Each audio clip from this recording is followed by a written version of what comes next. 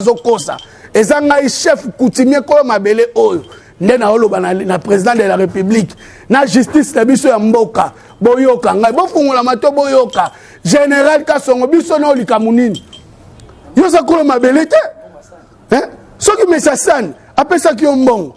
lié mbongo no calmement mais tika biso na ba droit na biso to na ngona justice to ko samba le 8 donc na ba soda no ba yiba to biloko ba botoli soda no arme eza na campem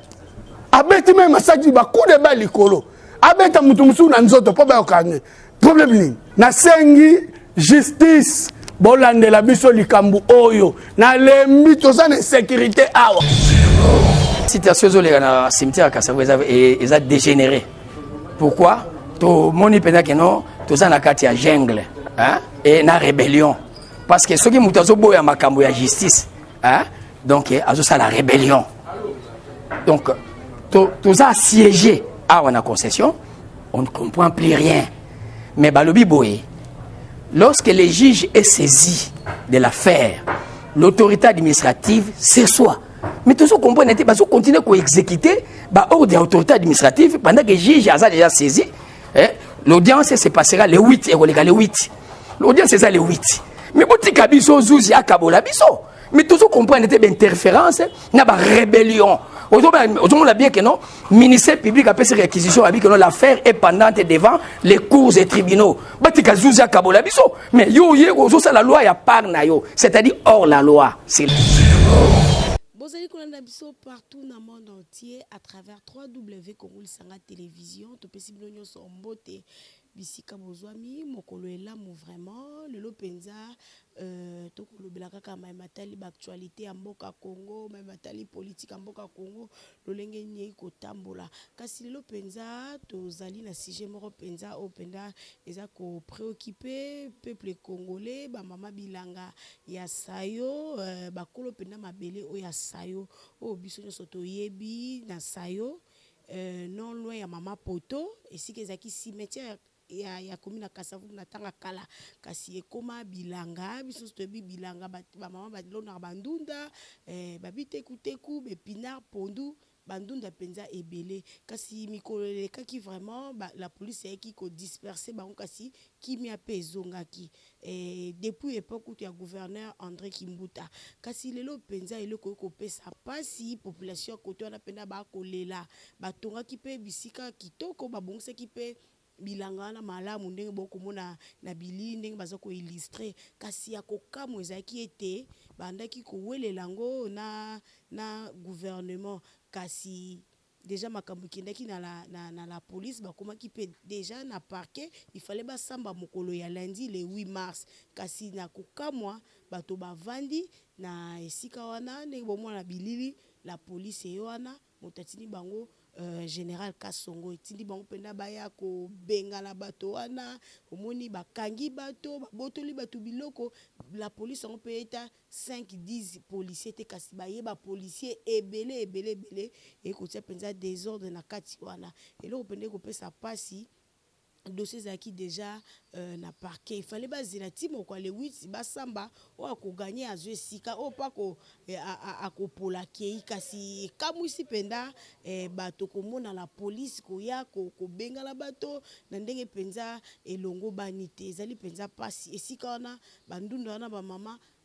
basungaka mabota na bango bakoteka bakolona bandunda po bateka basunga bana na bango na kelasi basunga mabota na bango kasi esika wana toboyi te babaka ezaka cimetière na tango akala ekoma pe esika mwa propre na ndenge bamama balonaka bandunda nde sala penza mwa beauté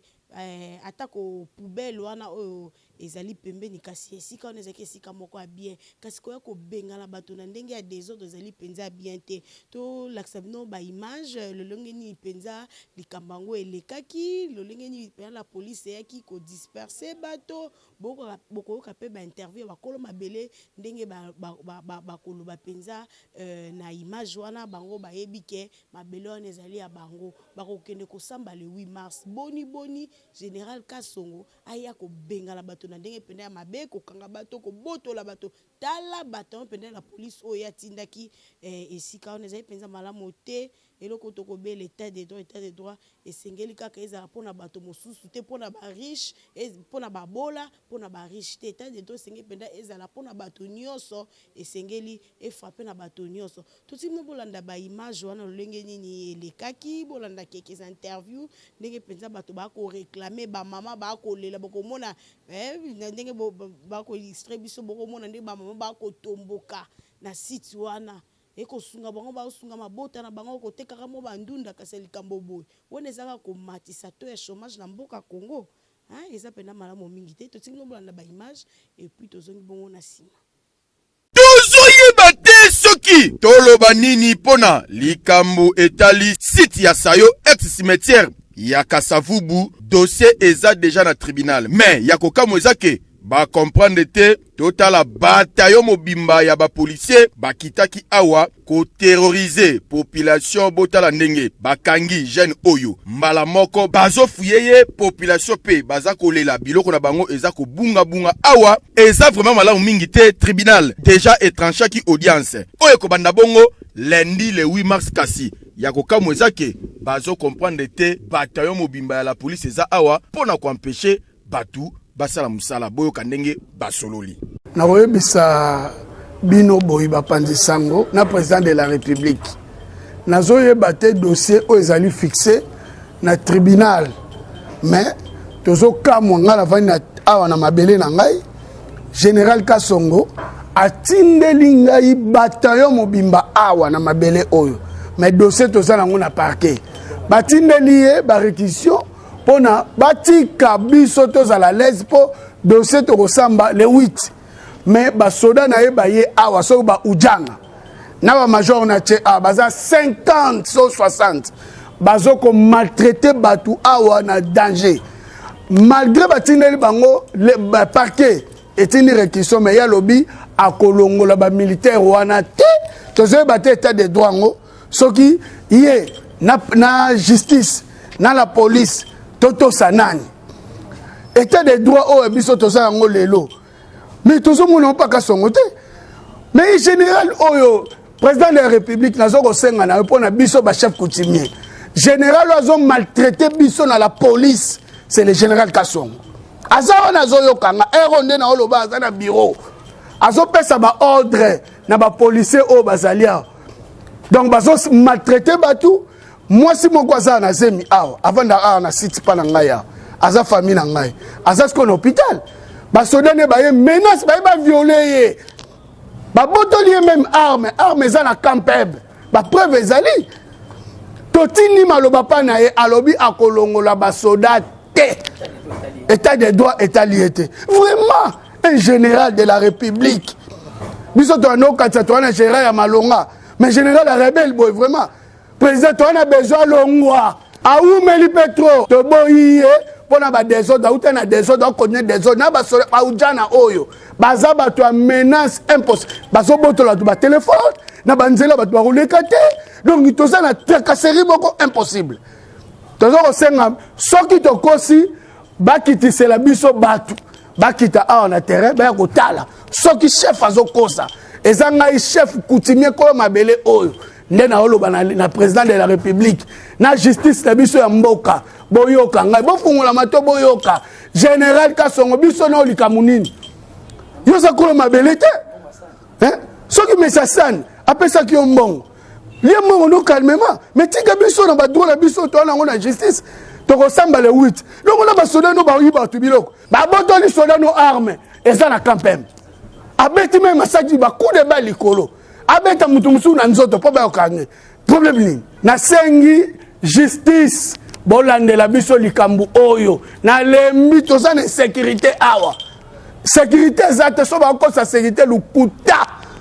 aye kota insécurité ba oyiba tu ba biloko ba téléphone ba mama bilango baza ba bandunda na bango bazoboye ba me balonga bandunda ngana salaka mama oza place na yo ozundunda na oke ko débrouiller po na bana bango balingi même pas bango bazwa na te expliquer bango balingi te o a mutako kota te biso afato longo afo général Kasongo to bengi général Kasongo to tini bata boy en tout cas situation ezoleka na cimetière Kasavu eza dégénéré pourquoi to moni pena que non toza na kati ya jungle hein? Et na rébellion. Parce que ceux qui ont boya makambo ya justice, hein? Donc ça la rébellion. Donc tout ça assiégé à la concession, on ne comprend plus rien. Mais balobi boye, lorsque le juge est saisi de l'affaire, l'autorité administrative s'assoit. Mais tout ce qu'on comprend, c'est qu'ils continuent à exécuter l'ordre de l'autorité administrative pendant que le juge a déjà saisi. L'audience se passera le 8 et le 8. L'audience c'est ça le 8. Mais si Kabiso Zouzi a Kabola Biso. Mais tout ce qu'on comprend, c'est une interférence, une rébellion. On a bien que non, le ministère public a fait ses réquisitions, a dit que l'affaire est pendante devant les cours et tribunaux. Mais la loi, il y a pas c'est-à-dire hors la loi, sur le terrain, tout ça fatigué. Les gens sont terrorisés, tabassés, à tout moment, tu comprends, aucune intervention. Oui, mais ça, je veux te dire, biso tozo landa kaka mbela ya mukonzi ya mboka. Mukonzi ya mboka lobaki état de droit. État de droit, ils ont pas faiblesse, ils ont pas forté, ils ont pas plus offranté. C'est-à-dire batu ya mbongo, na batu ya makasi, na batu bazanga makasi pe bazanga mbongo. Teza bonté état de droit, ils ont pas batu nyonso. Alors ce qui justice na biais ya ministère public a initié réquisition. Alors dossier ils ont déjà na tribunal. Otika ba parti ba samba na tribunal ba avancer ba moyen na bango pour juge akabola bango. Yango un état de droit. Mais ce que yo soki yo boyi yango, c'est la rébellion pire et simple, la rébellion contre la justice. Donc c'est-à-dire ils ont mon anaké. Donc batu oyo bazomona baza contre vision ya chef de l'état, bazomona na déjà parce que baboy koto ça, justice ya mboka. Donc oza OPJ. Mais magistrat ministère public appelle sur mitindo longola bato bité na longola té na mona na noté na loi nini té on attend na université na mona ba makambo té donc et c'est vraiment les autres pesa biso passe na moté bato comprendre té ah oui dossier oyo ya site ya Sayo ex cimetière ya Kasavubu toza ko talela toza ko jimele pardon justice faut esala musala nango ndenge elongo bani parce que état de droit eza déjà instauré na mboka na biso. Oui, Balandia Congo Lisanga télévision, vraiment bauti ko landa penza na bilili ndenge to laksibino bilili ya image kuna na Kasavubu na Sayo ndenge penza général Kasongo abwaki bata mobala police pona ko nuire kaka population ya Sayo pona ko nuire bato penda ba ovanda bisika wana kasi ya pasi ezali ete basoda bayaki ko sala ko bengala bato bayibi bato biloko na bango ezali pe kitoko te que la police est en apona ko batela biso peuple pe na ba bien na biso kasi soki la police eza et rôle na bango eza sous bongo te ba komi ya ko yiba eza pe malamu mingi te boki ndenge bato ba ko lela mabele na bango dossier zaki déjà na parquet il fallait bazela le 8 mars ba ke ko samba o ko gagner a longi a jeu sika na kasi ko mona penda ko tinda la police ko tinda ba soldats avant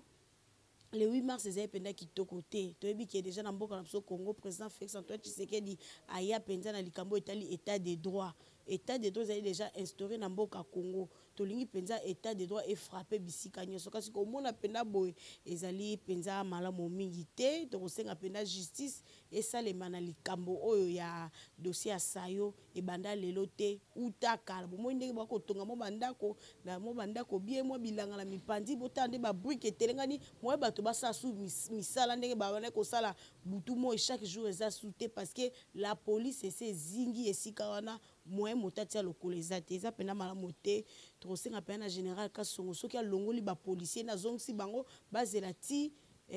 parquet ko trancher le 8 to pe ba ko samba le 8 ko za pena malamu mingi kasi ba trafic ana ko tia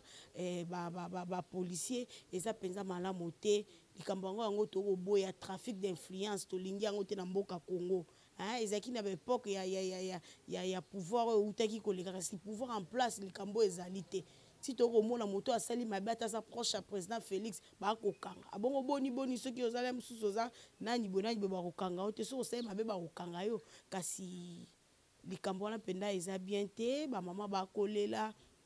bapapa bakolela na esika na bango ya misala oyo bamesaka kosala butu moi mpona kolesa mabota na bango soki mpenza bokangi bango botiki bango bongo ekozala mpenza malamu mingi te tokosenga kaka état de droit ebeta mpenza na likambo ya dossier oyo mpenza ya sayo na bilanga tokomi na biso kopusa moke na suka ya émission na biso bolandi mpenza image biso kongo lisanga tolobelaka mpenza badossier oyo eza mpenza sensible badossier ndeti ya bongo mpenza ezali dossier moko oyo le mosusu bato bakobanga makambo bilango ebanda lelo te depuis époque ya gouverneur Kimbuta bandaki kobengana bamama toyesu na Gentini Ngobila bakomi obengana su bato moi batongi mo bandako ekosala mpe mwa beauté ya kokende komi na Kasavu ti kobima mama poto kasi komona susu kobengana bato boye eza mpenza kitoko mpenza mingi te tokosenga kaka justice akata likambo wana soki mabele wana eza ya bato songolo pakala bazwa kasi soki eza mpe mabele ya leta esengeli mpe esalema kaka lolenge wana tokomi na biso na suka merci mpenza bolandi makambo nyonso tokotala kaka le 8 mars soki bakei na tribunal vraiment na parquet soki kosuka lolenge boni bokoyeba pe kaka tokoleka na etandokie po toyebisa bino mpenza eloko nini bakoloba mokola le 8 mars tokomi na suka merci na Chris oyo azalaki mpenza na nsima kamera totomboli mpenza joyeux anniversaire na baoyo nyonso babotama mokola lelo joyeux anniversaire na Cynthia Mujinga balobi lelo vraiment mokolo na yo nzamba pesa yo ebele joyeux anniversaire na Randy Jambalo jeune garçon o azora makasi les jeunes journalistes joyeux anniversaire na yo Cynthia Mujinga ya yo pe yango wana nzamba pesa susu ya minkoleka tokomi na suka merci na bao nyonso bakola na so partout na monde entier to senga bino bo s'abonner massivement bo aimer bo partager ba vidéo na so ekozala malamu mingi soki nzamba zongi te tokutani na mikolo ezali